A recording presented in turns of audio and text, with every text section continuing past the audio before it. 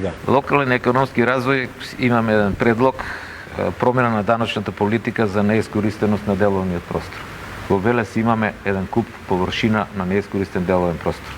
Од дуќаните што се затворени низ градот, од бившите фабрики, па и топилница ќе ја ставиме кои што заработат, кои што стоат така затворени, неискористени.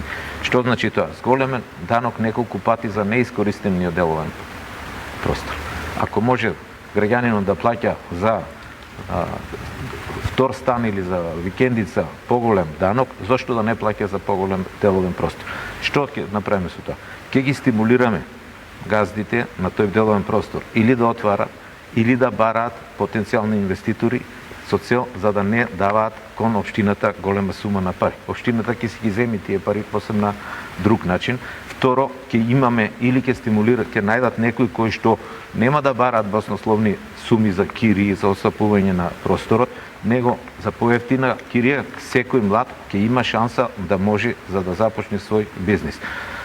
Стартап, инкубатори, НЕПА, центри, тие се веќе со години што функционираат, но се промашени инвестиции. Досега требаше тие да го покажат својот развој.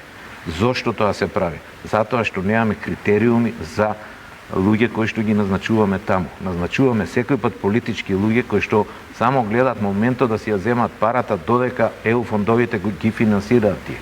После тоа пропаѓаат. Инкубаторот го знаеме, стартап знаеме еден, сега уште друг се предлага. Затоа прави луѓе на право место во право време.